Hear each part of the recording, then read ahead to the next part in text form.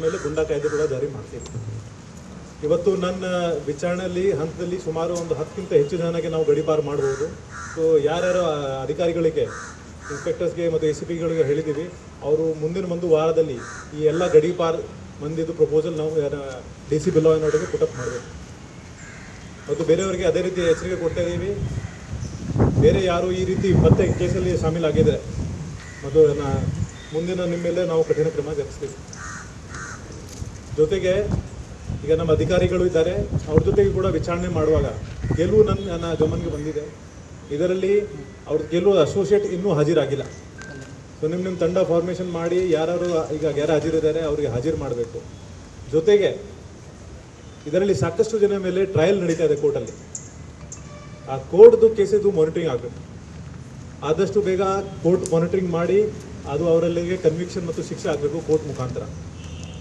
ಈಗ ಲಾಸ್ಟ್ ಕೇಸಲ್ಲಿ ವಿಚಾರಣೆ ಮಾಡುವಾಗ ಒಬ್ಬನ ಮೇಲೆ 36 ಚೈನ್ ಸ್ನ್ಯಾಚಿಂಗ್ ಕೇಸ್ ಇದೆ.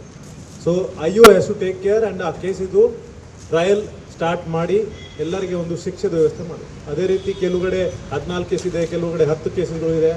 ಆ್ಯಂಡ್ ಅಂಥ ಕೇಸಿದ ಮೇಲೆ ಆಕ್ವಿಟಲ್ ಆಗಬಾರ್ದು. ಸೊ ಇದು ಫಸ್ಟ್ ಪರೇಡ್.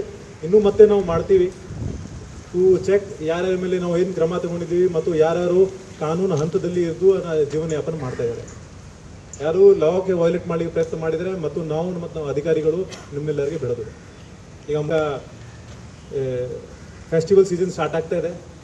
ಫೆಸ್ಟಿವಲ್ ಸೀಸನ್ನಲ್ಲಿ ನಿಮ್ಮ ಕೆಲಸ ನೀವು ಮಾಡಬೇಕು. ಯಾರು ಬೇರೆ ಚಟುವಟಿಕೆಯಲ್ಲಿ ಶಾಮೀಲಾದರೆ ಸರಿ ಆಗೋದಿಲ್ಲ. ಅದೇ ರೀತಿ ಮುಂದೆ ಎಲೆಕ್ಷನ್ಸ್ ಇದೆ. ಸೊ ಇದು ನಿಮ್ಮೆಲ್ಲರಿಗೆ ಫಸ್ಟ್ ವಾರ್ನಿಂಗ್. ಇವತ್ತು ಎಲ್ಲರಿಗೆ ಸಾಕಷ್ಟು ನಾವು ವಿಚಾರಣೆ ಮಾಡಿದ್ದೀವಿ ಲಾಸ್ಟ್ 3 ತಾಸಿಂದ. ಈಗ ನೀವು ನಿಮ್ಮ ಜಾಗಕ್ಕೆ ಹೋಗಿ ನಿಮ್ಮ ಕೆಲಸ ಮಾಡ್ಬೋದು. ಬಟ್ ನಮ್ಮ ಅಧಿಕಾರಿಗಳು ಅವರಿಗೆ ಕಾನ್ಸ್ಟೆಂಟ್ಲಿ ವಾಚ್ ಮಾಡಬೇಕು. ಮತ್ತು ಯಾರ್ಯಾರಿಗೆ ನಾವು ಇವತ್ತು ಏನು ಇನ್ಸ್ಟ್ರಕ್ಷನ್ ಕೊಟ್ಟಿದ್ದೀನಿ ಅದು ಅಕ್ಷರಶಃ ಪಾಲನೆ ಆಗುತ್ತೆ, ಸ್ಪೆಷಲಿ ಎಕ್ಸ್ಟರ್ನ್ಮೆಂಟ್ ಮತ್ತು ಕೋರ್ಟ್ ಮಾನಿಟರಿಂಗ್ ಬಗ್ಗೆ.